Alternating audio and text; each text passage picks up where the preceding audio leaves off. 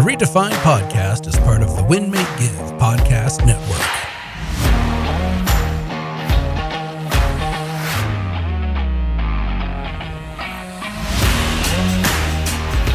I'm pretty pumped, all.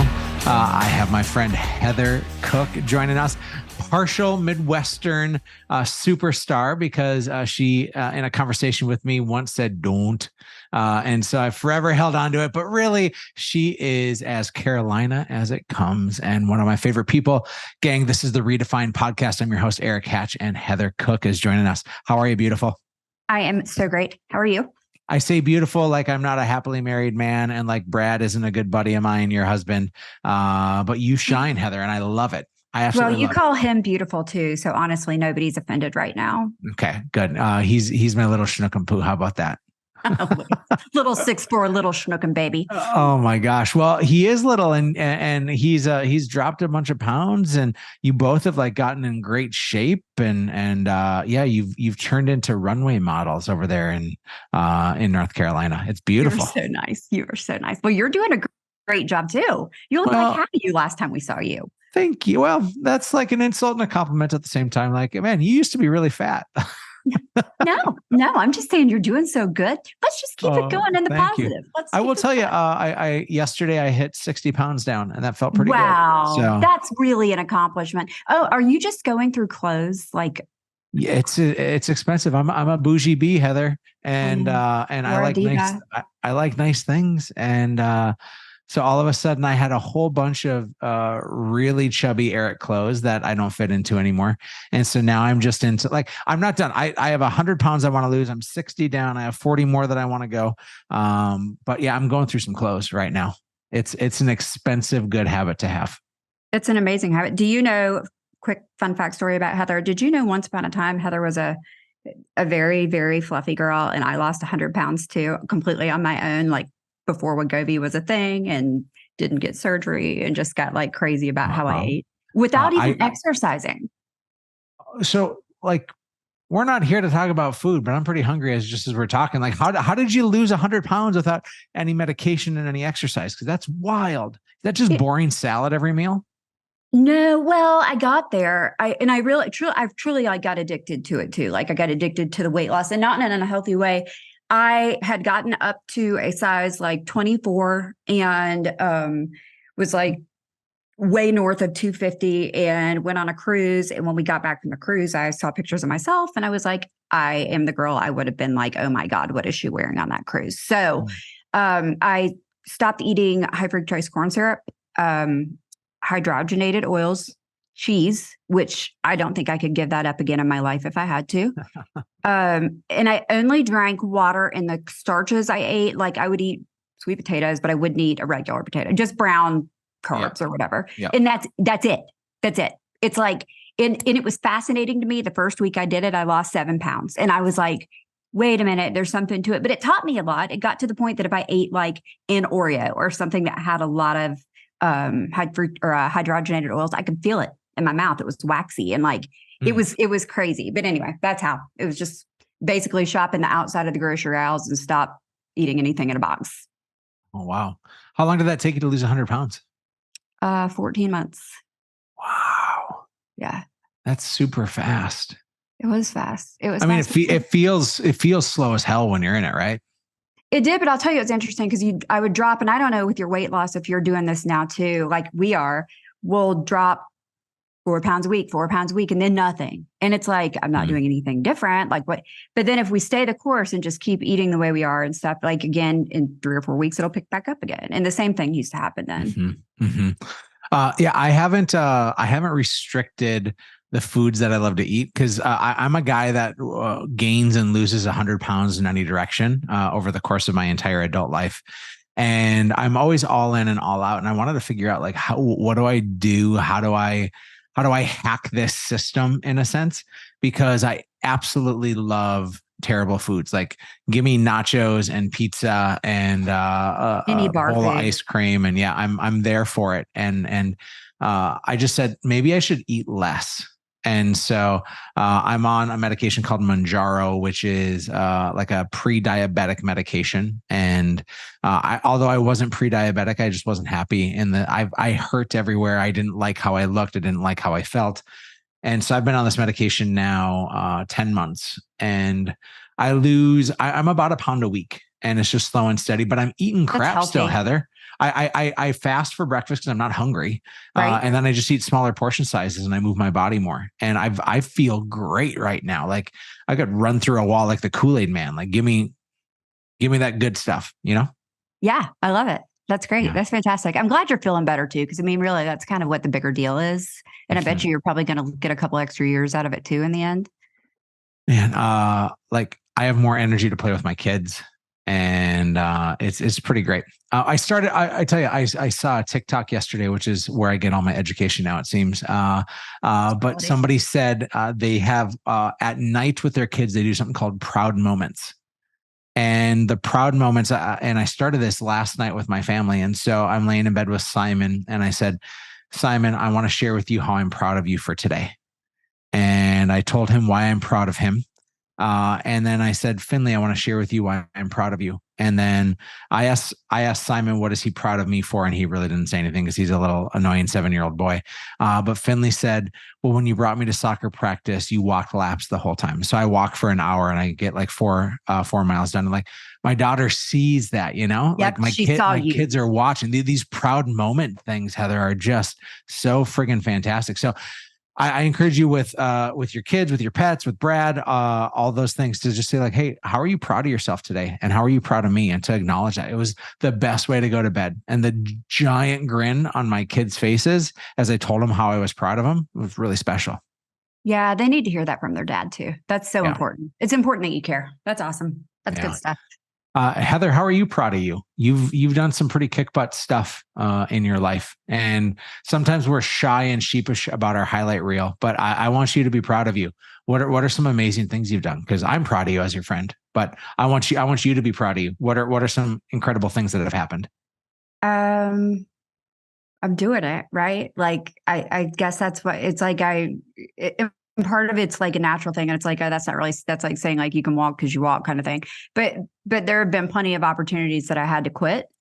And I mean, everybody does, but I think like, you know, I've had some really, really low points in the last 10 years. And the fact that I didn't just make it, but I made it and thrived, and I'm able to actually impact other people's lives with some of the experiences I had. And I think that's the biggest piece, honestly. It's like, if you talk your way through this whole thing is I'm proud of the impact I've been able to have on other people by making a positive out of some negatives. Yeah, I know we're going to unpack some of those negatives, but let me see if I can cover a little bit of the highlight reel. Okay, you're in an awesome marriage with a really good man. Got it right this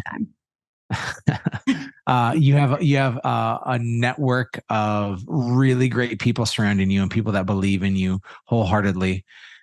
You are powerful with your words. You're, in fact, I think my favorite writer to watch and follow on all of Instagram and Facebook. It is dynamite.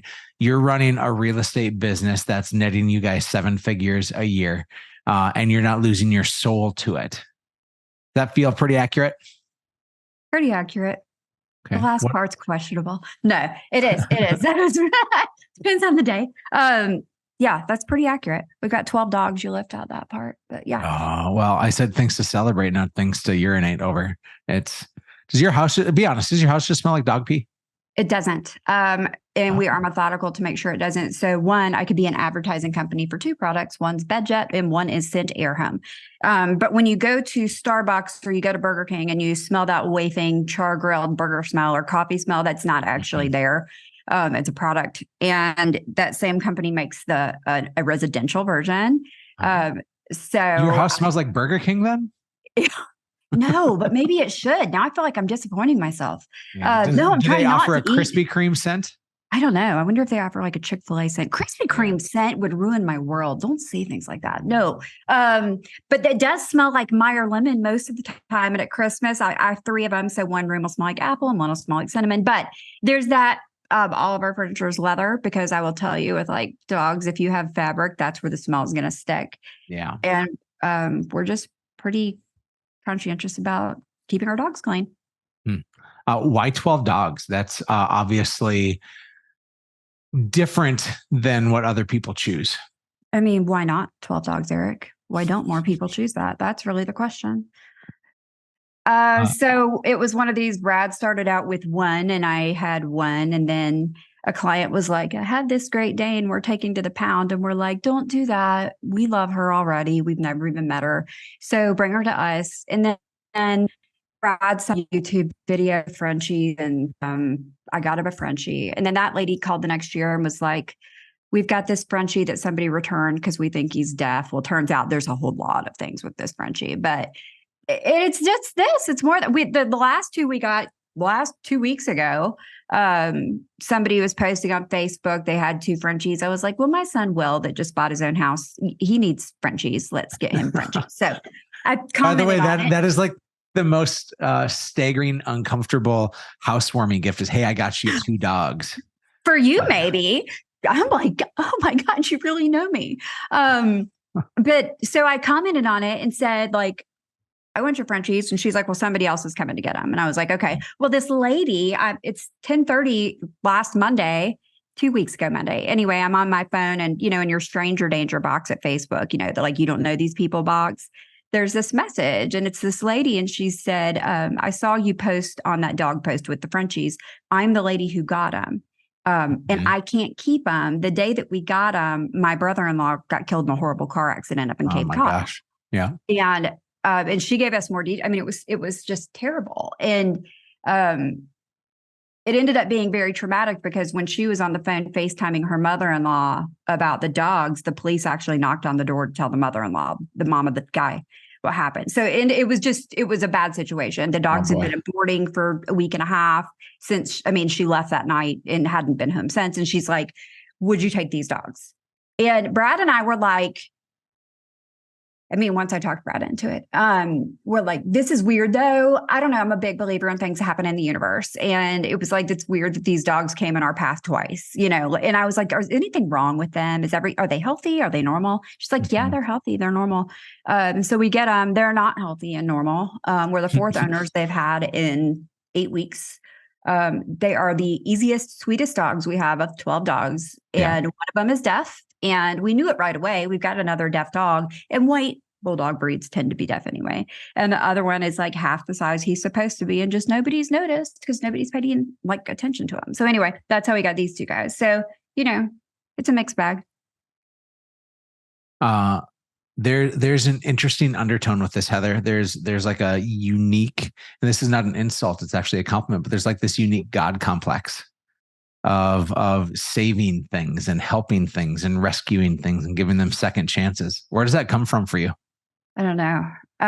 Probably some kind of codependency issue that I have from childhood. Who knows? No, when I was little, I wanted to be a doctor, and it's because I always wanted to fix broken people. You know what I mean? And I think I went through that being truthful with a few marriages. But there is a point that you realize what is in your control and is not in your control. And what I can do is take care of animals that would probably be otherwise put down, and give them good lives when they would be neglected and things like that. So it fulfills me in the sense that I feel like I'm giving them something they might not have gotten otherwise, without putting me in a position of compromising my own happiness or sanity. Maybe Brad's happiness and sanity, but not mine. You mentioned marriage is plural. I know that's been an interesting part of your story. I'd love to understand more about that. Yeah. And I'm like an open book about it. It's like very much of like, what's that chick's name? Liz, the one who's been married like 6 or 7 times, like that one. I'm not quite there. Liz Taylor? Yes. That was it. I haven't thought about Liz Taylor in like a decade, but I got there quick. Looks like she is some embedded chip in my head. Sorry about that. It's funny when I think of her, for some reason, I picture Liza Minnelli, not the same person. I don't know why I go there. I digress.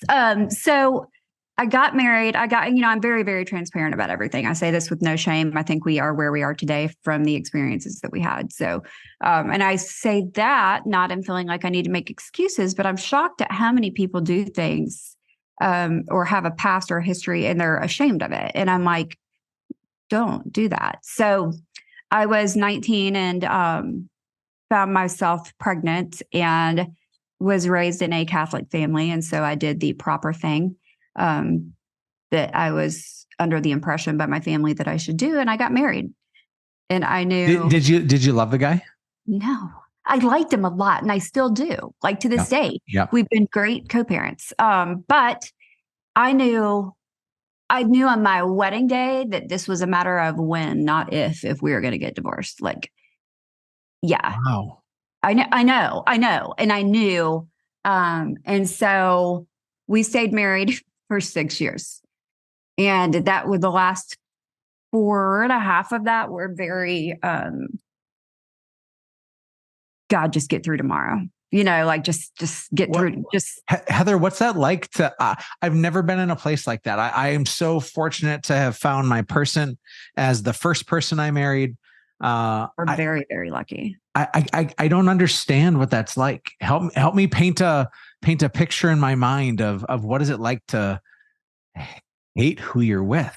It's so like all I can equate it to, like in a real life that somebody else may understand that hasn't been in that situation is, have you ever had a roommate, like even in college or anything else, is like, get out of here. Like I don't like how you smell. I don't like how you sound when you chew. Mm-hmm. Like get the fuck out of here. And like, it's that, that it becomes you can't get happy because they're always there. Like, and there's no, it's like, and you try and you fake it to the world, not just to convince yourself, maybe. I don't know, like that. Cause it's like, there's kids now involved in this, right? Like my boys and you're trying you had 2 boys with your first husband. Yep. That's my only 2. And that's, it was a 10. They're 2 years apart, 2.5. But yeah, it was just, it's miserable like that because it's like, you can't be happy. And I knew, or I thought at least that at the time I didn't feel 100% confident, but I thought I could be happier than I was, like this can't be, so I separated from him. It got to just a breaking point where I was like, I just literally can't do this anymore. Like I'm going to lose it. So, and then so in this period of time, we were talking about the whole weight thing. Nope, this was not the marriage. Sorry. That's where we are in my life. Let's just keep up with which husband it was. It's fine. I met a while later a guy that I knew from high school. So I knew him. I want to pause for a moment, Heather, because I don't want to breeze past this too quickly. So husband number 1, you weren't happy. He wasn't happy. You guys were co-parenting, but that was really about it. You were feeling like you deserved more. Like what were the stories that were going through your head in terms of what you deserved versus what you were experiencing? Or did you start the narrative telling yourself that you didn't deserve any more than what you currently had? I don't think it was, do I deserve more or do I not? I don't think I went there. It was more of like, this is my reality. Like this is what my life looks like. And, the cost of daycare, you have children, you understand. And the cost of daycare back then superseded what I could make financially. So I would stay at home and like I would consume myself with anything I could stay busy with. I used to go yard sailing and buy little kid clothes. Like we didn't have a lot of money. So like to be able to go yard sailing and find Baby Gap or something like that, which was like the it brand back 25 years ago. Yeah. To be able to find something like that for $1 or 50 cents or whatever for my kids, one, I was like, ooh, my kids look cool. And then second, like I would, if it wasn't their size, I would turn around. eBay had kind of just recently become a thing. And so I made a little side gig on eBay selling their clothes just to have enough money to like cover our bills. Part of one of the things I hated about him, I shouldn't say hate, that frustrated me the most though about him. I did hate it at the time. He was really, really financially irresponsible. And I remember one time we had our electric bill due and it was like, I don't know, $100. And he comes home with a new putter. And I'm like, our electric bill's due. And we have like enough money to pay the electric bill. And it's like it didn't cross his mind. Or he didn't care because this wasn't like a one-off occurrence. This was like, the better part of 5 or 6 years that this was a repeat occurrence. So Mhm. instead of being able to count on him to take care of things, I just made sure we always had enough money for at least the basic stuff. And if that meant me breastfeeding a child and holding him on my lap while I was typing into a computer on eBay, listing crap Yeah. to sell for $4 that I bought for $1, that's what I did. So I mean, you were resilient. You found a way to get by. You didn't find a way to thrive necessarily, but you found a way to get by. Is that right? Yeah. Yeah. And I think that was where, like, my parents never, getting by is kind of like, that's how I was raised. Like, that was our family, you know what I mean? Like, very, very middle class. And it was never, how can we invest our money, or how can we save, or what's the future going to look like? You know, it was the mentality, the era of parents that, their goal in life was to have their house paid off before they retired. You know what I mean? It's like, forget about multiple homes or having investment stuff. And they didn't see it like that. It was but their parents grew up in Great Depression era. And so they were raised with that kind of like, keep it safe and no risks kind of mentality. So there was a reason for it. But yeah, it was definitely not thinking any further than, I hope this month is going to be okay. Do you know when in your life you started to pursue thriving instead of just getting by? Yeah. It was about 6 years ago or so. And it was a very conscious decision. I decided when I started dating Brad that then it's not ever that I would have I would never have cheated on anybody, but not like that type of thing, but that I wasn't even going to talk to anybody else. I was just going to do this right. What was I to lose if, even though we were just dating and we had just met, and I would have been well within my safety zone of public, okay to say I'm still talking around or still meeting other people. Mhm. I was like, I really like this one. And I just want to see what happens if I just do it right, like everything just right. And so I did. And I just decided, it was like I decided this. I watched a movie around that same time. God, you would know what it is. Brad would be like, Heather, this is what it is. It was one of those superhero movies, and one of the characters' names in it was Lucky. Mhm.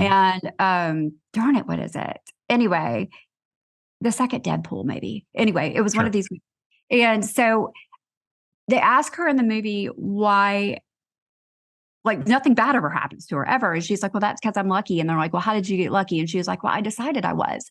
And it was like, there've been multiple like of these, like, oh my God, I'm going to do that too moments, And so I did right there in the movie theater. I was like, oh, well, I'm just going to decide I'm lucky. Eric, everything changed. So it's a mindset. That was what it taught me, is there is immense power in your brain and what you can do to you just by having a better attitude. And by, the outcome, if you're going to walk outside of your front door today and get hit by a bus, because that's just the way it's going to go down, you sitting Mhm. around in your house all morning wondering, maybe is something bad going to happen to me, or maybe it's not, isn't going to change the outcome of like the inevitable to some point with things. So why not decide it's going to be good and potentially impact it in a positive way than just like, I was too negative. I was living in like a bad headspace. And so but it wasn't like as far as like the thriving thing, I had to get to a point that I had more money in my account than my bills looked like that month to even be able to grasp it being safe to feel that way, if that makes sense at all.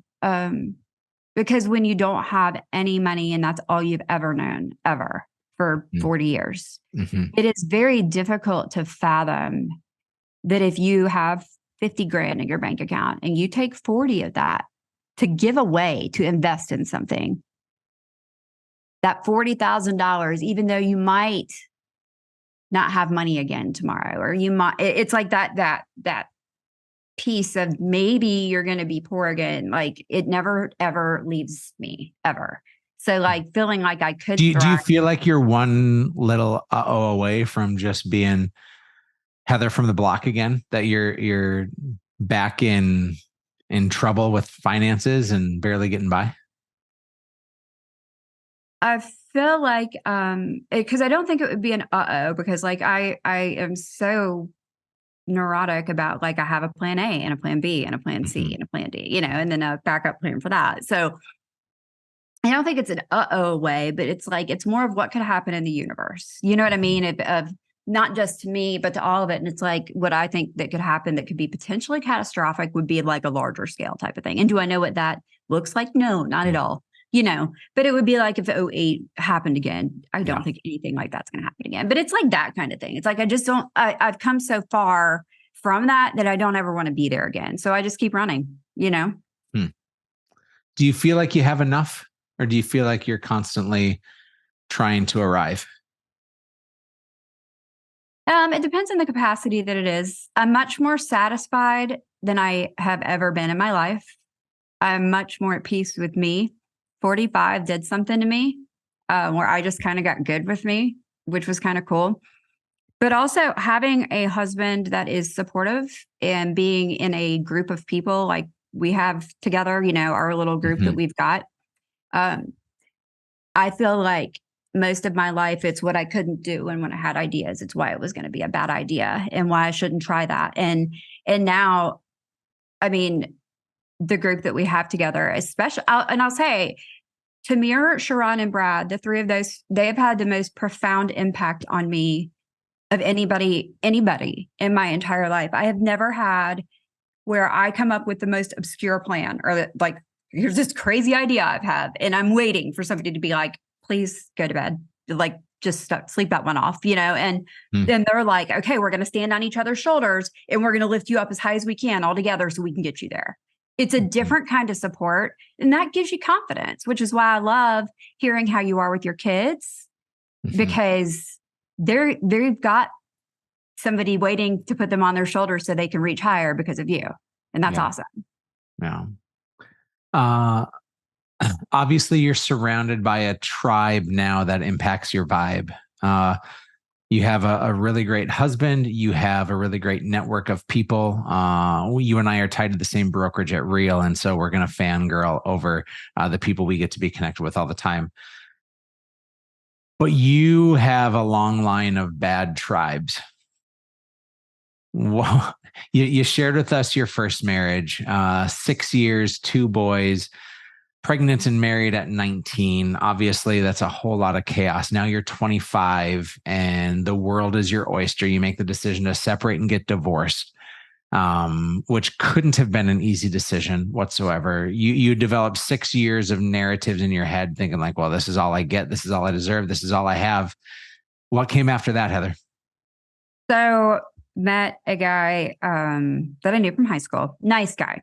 And he was happy. I always compared him to a golden retriever that, like, you know, golden retrievers, everybody loves them. Like, you know, they're everybody's buddy and friend. And so he was the nicest guy, wonderful family. So it was my first husband. It's amazing family. He had his mother his mom still claims me as her daughter-in-law. So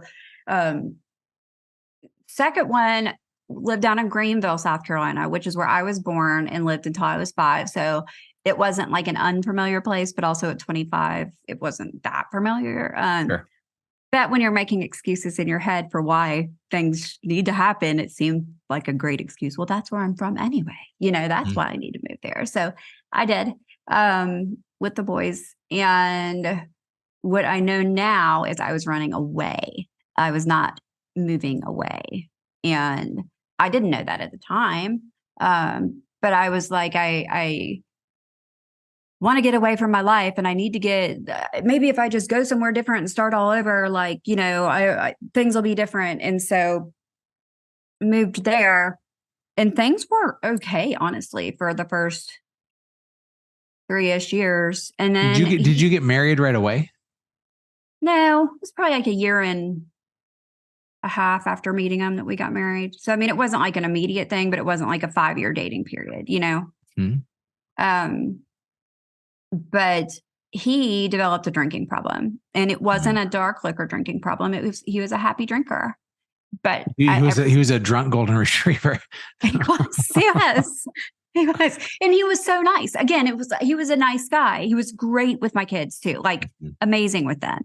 And he had a drinking problem that God, it's like it went from like him and the guys in the neighborhood hanging out, after work in the garage. Somebody's garage door was always open, and 7 or 8 guys are always there.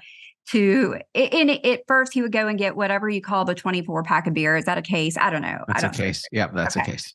Well, that's what he went through every night, and he went through it every night, whether or not you've never seen it. And I knew he was home from work every day because it was one of those like beer cruncher things on the side that crunch, and it popped it down, and then it put it in a little recycling bin underneath it. Well, I knew he was home because I would hear scrunch, scrunch, and it was like the beer crunching or whatever. So, by the way, if real estate doesn't work out for you, you could get a career in sound effects because that was scrunch, scrunch. Yes. Yeah. I might look into it for a part-time gig. It's hard to say. I love it. So it got to the point that I learned a lot about how alcoholics acting because I didn't know he was an alcoholic because I didn't know how I'd never been around one. And so I didn't know this apparently wasn't a new problem. Apparently when I met him, the problem was gone for a little while. You know what I mean? Yeah. Yeah. So I didn't know what I didn't know. I didn't know to look for signs because I didn't know. But I got to the point that, and it had kind of gotten to the point that I'm not subjecting my kids to this, and I'm not living like this. Like I'm not doing this. So, that was 6 years also. That was number 2. Wow. So 6 years until you were 31, you were with him, or 6 years of marriage? 6 years of marriage. Okay. So you're probably 33 at this point or so, 32, 33. I think I was 30. Hold on. Let me math this. I was 32, almost 33. Okay. Is the spring before that. I'm just trying to get an understanding. You're creating for yourself being divorced twice with 2 kids at the age of 32. That's like toxic for somebody who's 32 and doesn't have those things, isn't it? Society has labeled you. You've probably labeled you. Am I wrong in this, or am I just an a-hole for going down this path? No. And you label yourself that too. So this is an important detail to add to this one. So that was the marriage where I lost all my weight at the end of it. Because I was like, I'm so miserable with you. Maybe I can figure me out. You know what I mean? Was your weight gain a slow, incremental, like 5, 10, 15 pounds a year kind of thing? Or did it happen in an instant? It happened both. So I started out about the size I am now. Like, this was my normal me. And then I had my kids and probably gained 20 or 25 pounds that left on, that kind of stuck with me. But I equated that to like, okay, you don't look 19 anymore. Welcome to the real world, But then so with my second husband, we had tried at one point earlier on, like after 2 years, I think it was, we had tried to get pregnant. And after 6 or 8 months of like nothing, when my other kids, it was like I breathed and I was pregnant, we went to a fertility specialist and they put me on something called Clomid. I couldn't believe how fast I gained that weight and how much I gained. So that's where the bulk of it came from. Very, very quickly, like 20 pounds a month for 4 or 5 months in a row. It was, oh my gosh. Oh, Erik, it would be, I would go 1 week to buy clothes and the next month, all of it was too small, but not too small. Like this doesn't look good. Too small. I can't get these buttoned anymore. And it's like, just stay the course though. Just stay on this medicine and you're going to gain weight. It's going to be okay. And it's like, this is not okay. So I gained almost all the weight, but I mean, this guy came from a family of jolly people and it was not, so like, it wasn't like, I never felt like I was being judged. I just felt like I became one of them, I just fit in. So it wasn't, Isn't it amazing how we morph into the environments that we're in? Yes. Yes. Yeah. There's so much truth in like in every different aspect and capacity of that too. Yes, it's true. You didn't drink though, but you morphed yourself into the physical manifestation of your husband and his family. Yeah. pretty much. Okay. Interesting. So 32, you have a scarlet letter on your forehead, 2 kids, divorced And twice. I'm like, why stop now? Right. So I'll tell you what happens to you though, when you are that age and you have just gone through a massive, massive body transformation. I started out weighing, I think at my highest 265, and I got down at one point to 114. Oh my gosh. Yeah.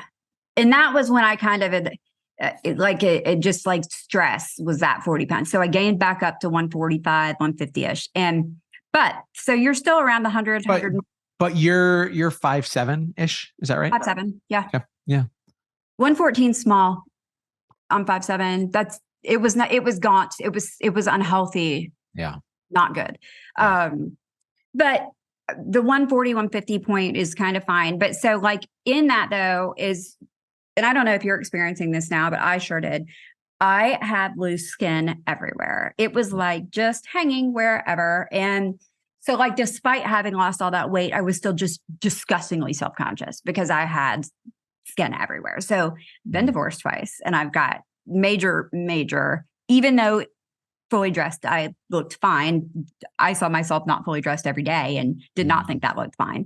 And so I had like big time body self-conscious issues, and so we got divorced.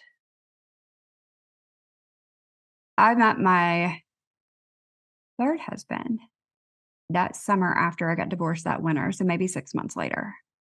And he told me on our first date that it was really random. And we were having lunch and he said, if I've been thinking about going into the military, but if that's a strange thing for someone in their 30s to say.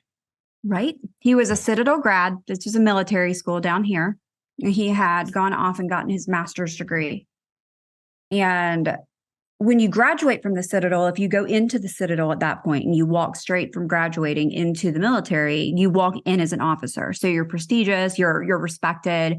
Mm-hmm. I don't know if you've got military in your family or if you've lived that life before. Yep. But rank. Not me, but like my sister's in the Navy, and yep. So you understand like the rank thing then. Like it was amazing what I learned in that experience. But he told me if I met the right person, I wouldn't go into the military. Well, talk about like that whole savior complex you were talking about earlier. Like I've learned how to not have it with people since then. But that's just dogs. That's just dogs. That's my safe place. But I, of course, had to become that right person, right? Like, I will save you from yourself and make sure you don't go into the military. So I spent the next 3 months, that whole summer, doing everything I could to just like convince and I never said like, I'm just going to be perfect so you don't have to go. I just wanted him to come to that conclusion on his own. And he told me 2 weeks before he left for the military that he had actually signed up for the military like weeks before we had even met. And no, wait. Yes, that's right. I'm trying to make sure I'm telling you things in the right order. So I was devastated, but I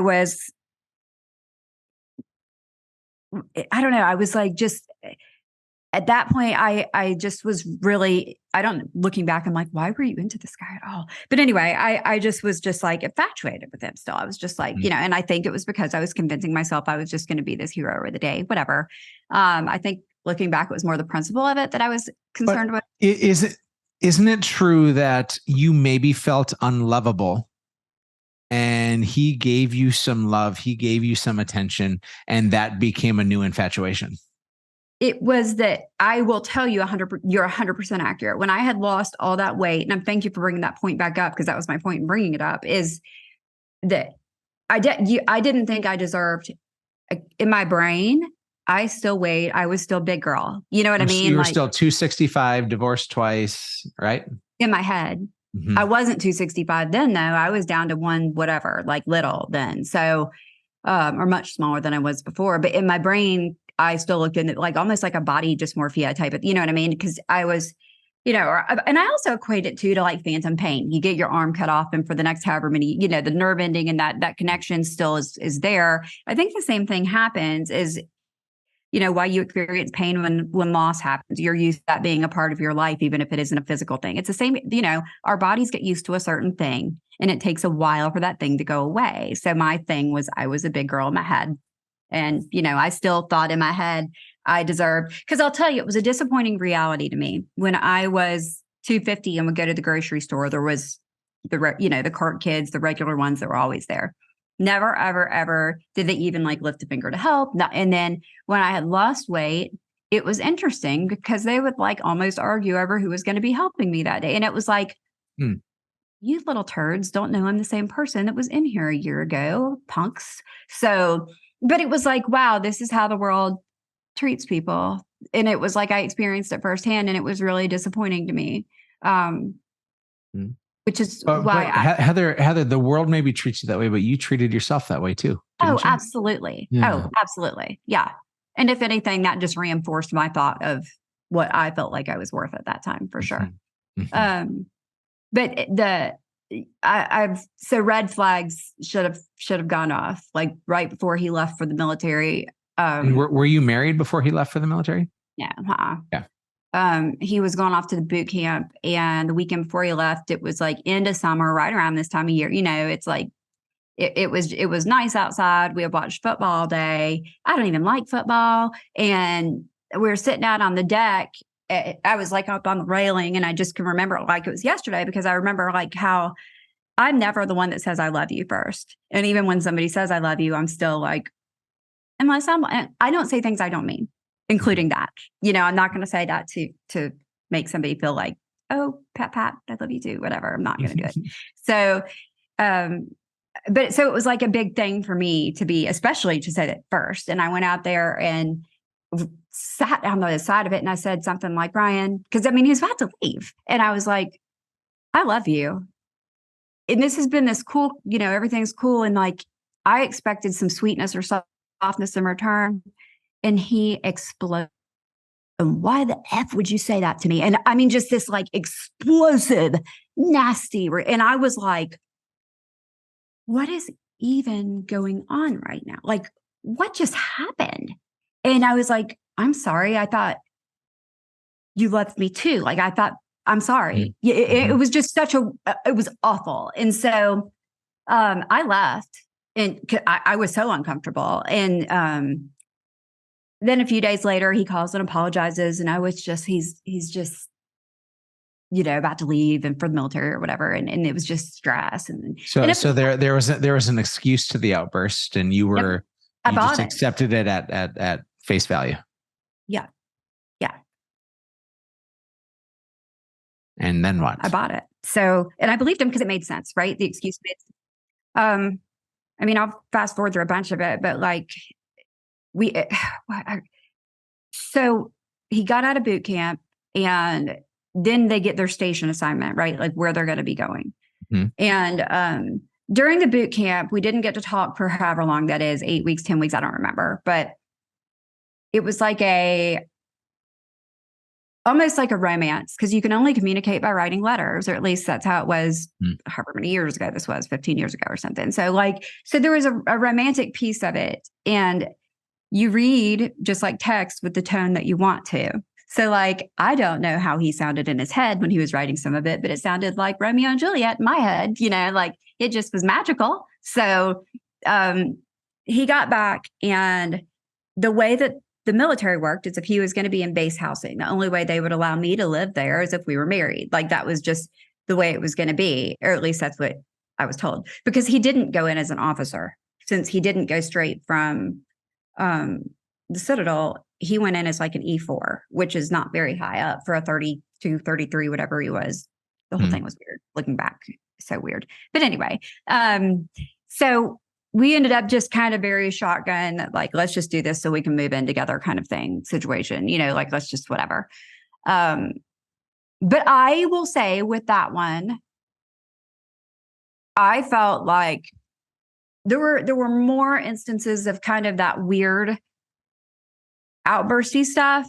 But again, I literally chalked this just up to the situation and the stress, or fill in the blank, whatever, even though like it was weird to me for sure. But so we got married, and he got deployed almost like 9 days later. Oh my gosh. It was awful. And he went so the first time he got deployed to Haiti, and that was just short. That was only for like 3 or 4 weeks. And I thought, like, that sounds like you're getting deployed to paradise. That doesn't sound like much of a deployment to me. But then hearing the stories about, mobs of they brought water, bottled water and supplies to people that have been out of water. Was this after the 2010 Haiti earthquake? Mm-hmm. Okay. Yeah. I was in Haiti about 8 months after the earthquake happened, and it was no paradise. No. Well, it wasn't. And he saw children get trampled by adults trying to get to water who haven't had. It was off. It wasn't what I thought.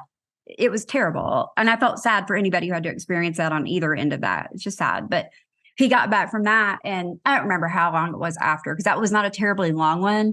But not long after that, he got deployed to Iraq for 10 months. And that messed me up bad. I ended up having panic attacks when he was gone. And because I would have dreams about like him getting shot out of the sky in a Black Hawk helicopter, like he would tell me little bits of when we could talk every 2 or 3 weeks. And then you didn't know if he's alive or dead for the next 2 weeks. And I'd never had a panic attack before in my life. I don't know if you've ever experienced that kind of bliss, but my wife has, and I've experienced it with her in it. And it is such a helpless time. It is. And you can't tell yourself it's going to be okay. Like you don't even understand. And I didn't never have them when I was awake. I was always woken up out of my sleep with it. And it always felt like somebody. Were you, Heather, were you an anxious person before? Oh yeah. Like I've always anxiety and nerves and that sort have always been high, but it was really accelerated when your third husband was in Iraq.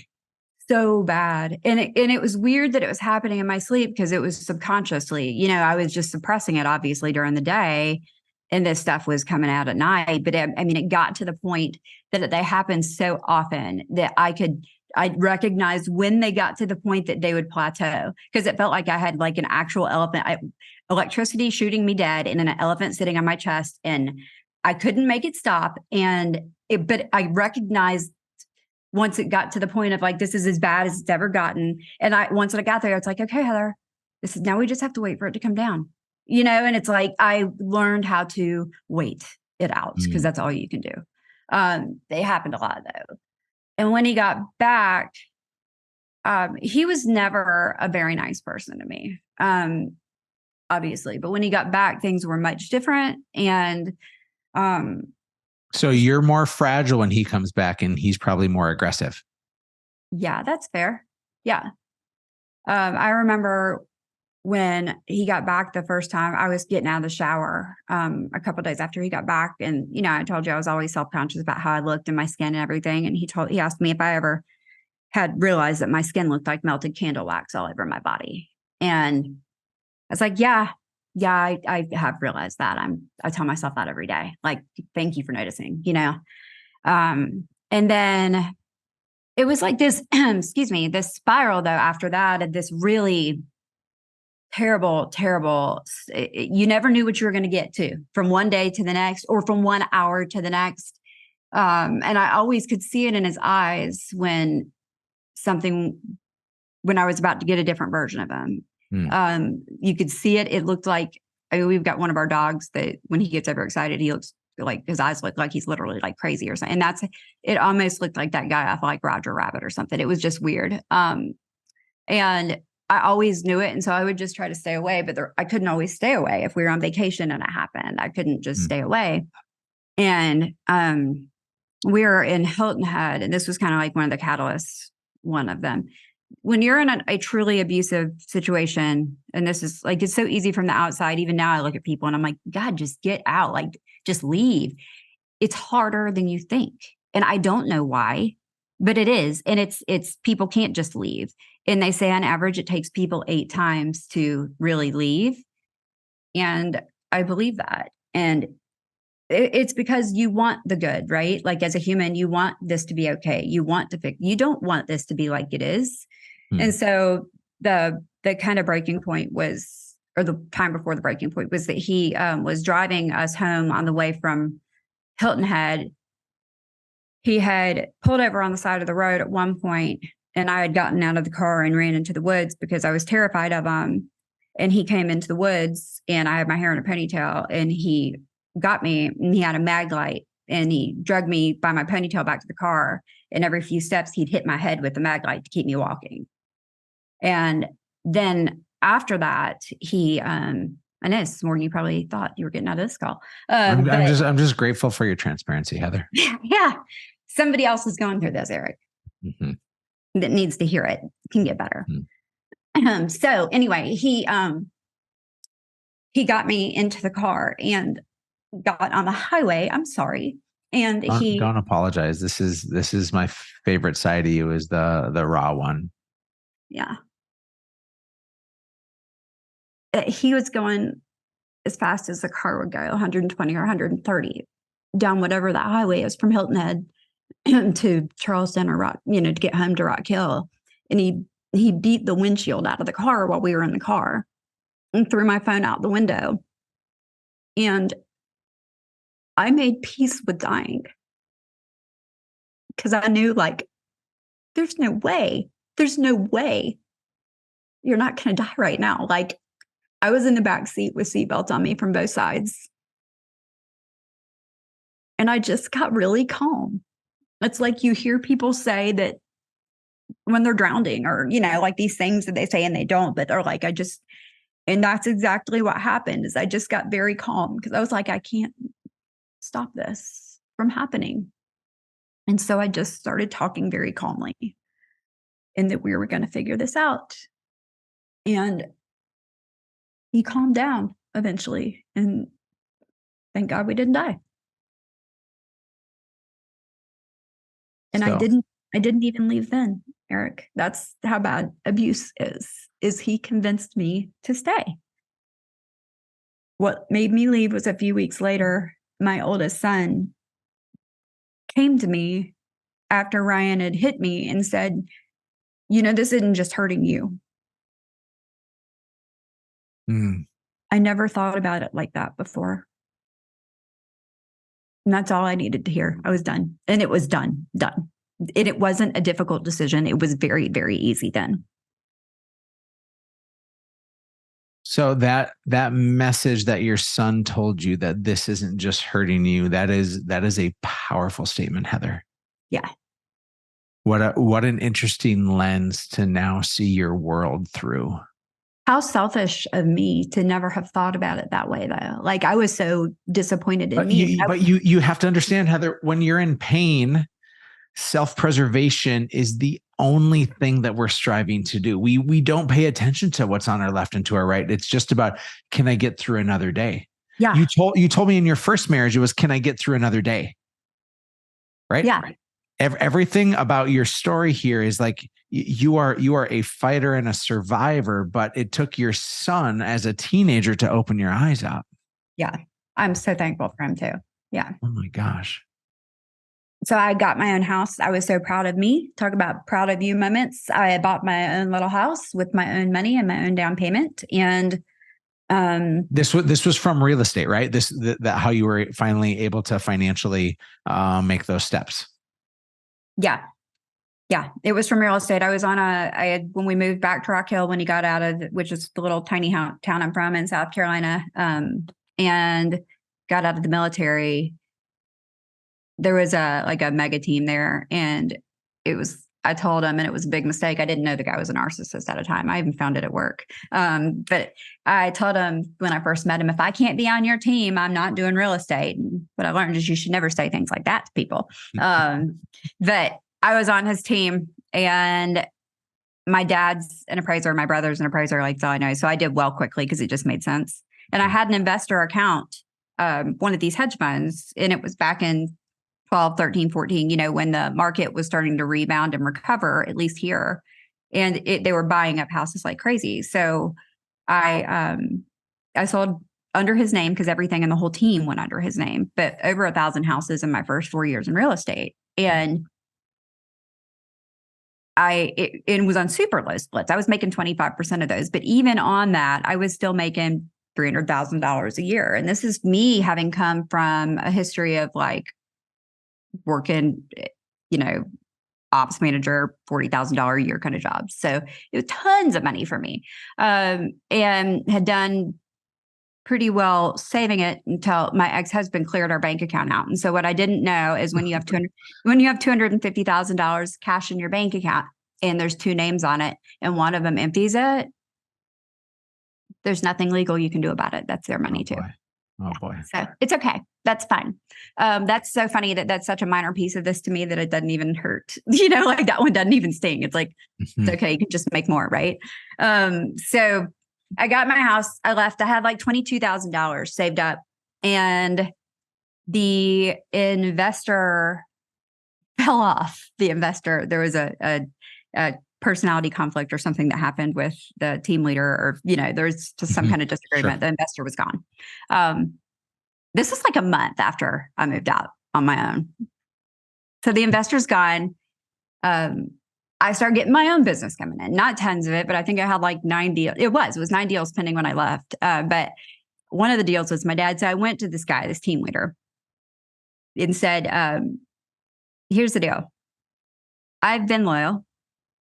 This all is my own business. You're paying me 40% on my own business. And can we have a conversation about a different, I'm a single mom. This kind of sucks right now. My big account that I've given you 75% of, or you've taken whatever, you got 75% of, is gone now. And I'm just asking you if there's anything that we can do, that if it's my own business, can we talk about the different splits? And I was ungrateful for having thought anything like that could happen because of all he did for me, and he pays for my MLS, and I have an office and what. So I was like, okay, well, here's what's up.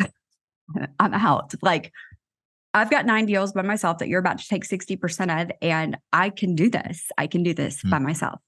And so I did. So like, I'm so thankful looking back that he didn't agree, because if he would have said 50-50, I would have been like, yes, I'm in, I'll stay. Yeah. So it was a blessing, but he didn't pay me for any of those deals. None of those. And that was $50,000 that I would have been owed, including my dad's house that was under contract. He didn't pay me for. And so, that was really shitty. And I got down to $14 in my bank account over time. It wasn't like I was out spending money, but money, if you've got $20,000 to live on and a year passes and you don't have any money coming in except for, very little here and there, it goes away.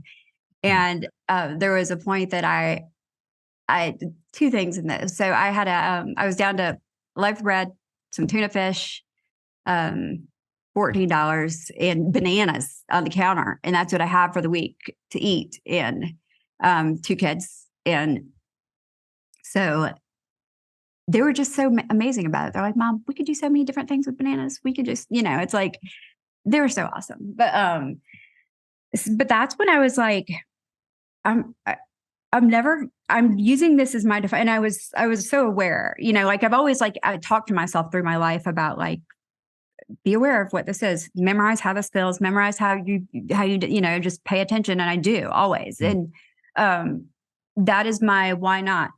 People are always like, what's your why? What's your why? And that's good. You do need your North Star and to understand like what keeps you motivated. But I think there is equal, if not greater, importance in understanding your why not, because you cannot tell me if you were running as fast as your body would run and somebody unleashed a rabid tiger behind you that you couldn't somehow run faster.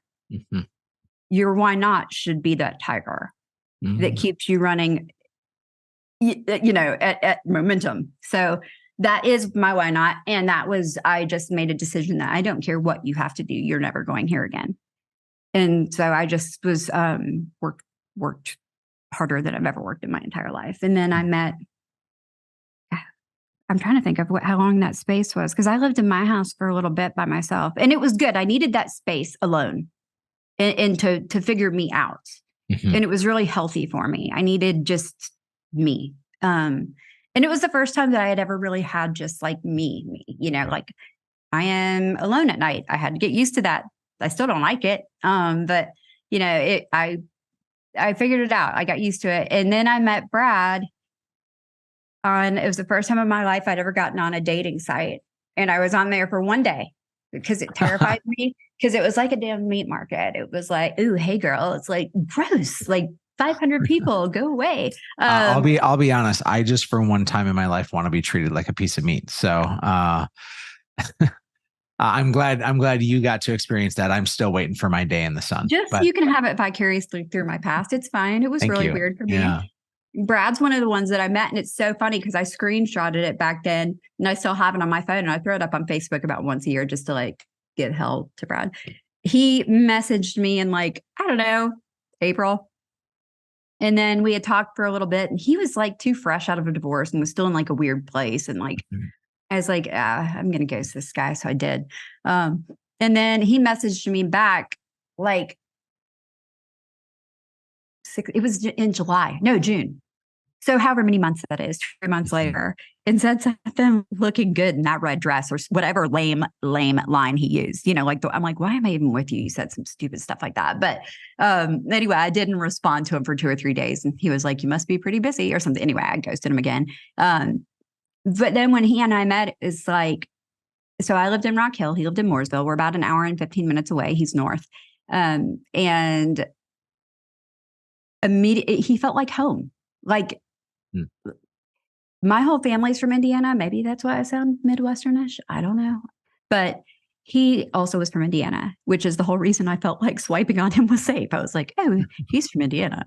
He must not be an axe murderer. So, the first night we met, though, nothing physical even happened whatsoever. And we laid in bed talking until 3 a.m. And it was so awesome. It was so awesome. And we very quickly after that, we were like, one of us was at the other's house all the time. And like every night, we were like best friends immediately. And it was so great.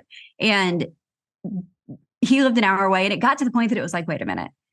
You're paying rent. I'm paying. This is stupid. Like, this is dumb. After like 6 weeks, we're having this conversation. But I am very black and white about things. And he to this day will say that I married him because I didn't want to have 2 sets of bills, and it wasn't have anything to do with love. Because I was like, Brad, this doesn't make financial sense, like at all, for us to have 2 sets of bills. So he said, well, we need to find a halfway point between us. You know, his kids were littler and mine were older, and it was easier he thought for me to move than him. So somehow halfway between the two of us ended up 10 minutes away from him. And that's the last time Brad has ever won a negotiation with you. He's not allowed to do math anymore. Right. So I moved up here. Turns out the price point's triple. It was a good move for sure, of where I was living, but we moved up here. And so I didn't know anybody. Brad was not in real estate then, but like a year later got into real estate, but he didn't know anybody. He had just moved here from Minnesota. And I'm like, how are we going to do this? Like, but I don't know a soul. We couldn't afford leads. My God. I mean, we had to sell my house to have enough money to have a down payment on the house that we bought here together. We were dating for 8 weeks when we wrote a contract on a house together for the first time. Like, we were crazy. Anyway, so we literally we're like, what are we going to do? What did we just do? And so we started just like figuring out, like, how would you want to be treated by a realtor? How would you want to figure out who you would want to, like, I'm not putting ads in grocery carts and on pharmacy bags. I'm not going to do that. And like, I'm not buying leads. One, it's not my thing to call people because I don't like to. And like, 2, I couldn't afford it even if I wanted to. So we just started meeting people, and we would meet people around town. And, some people were like, oh, everybody does that, be the mayor around town thing. But maybe it was the timing in the universe. Maybe we did it different. I don't know, but it was very, very, very effective, because we went from having no business to being in the top 1% of the realtors in our area in 3 years. Yeah, so it's pretty awesome. But it's all been organic, because that's all we know how to do is just be human, and just Heather, you have clawed your way. What a beautiful narrative with a whole lot of chaos in it. You have clawed your way to where you are now, and you shine, my friend. Well, Brad's made it past 6 years, so we're good. I'm only on year 3 of friendship with you, so I'm curious if I can make the cut as well. Heather, you gave a really great gift to me today. And well, so thanks for letting me overshare all of this stuff with you. Man, it's beautiful, folks. If you want to find Heather on social media, it's Heather Cook. It's is it the.real.heather.cook? Is that right on Instagram? Yes, that's correct. Yeah, I took a look. I cheated. Facebook. Just look. Yeah, or Heather Cook on Facebook, living in North Carolina. Gang, it has been a joy. If you liked today's show, Heather said something really powerful. She said, somebody needs to hear this right now. Somebody's going through this right now. And maybe, just maybe, you need to forward this show off to somebody who needs to hear it right now. So, Heather, thank you for that gift. Folks, thanks for tuning in. We'll catch you all next time on the Redefined podcast. My name's Erik Hatch, and we will see you on the flippity flip.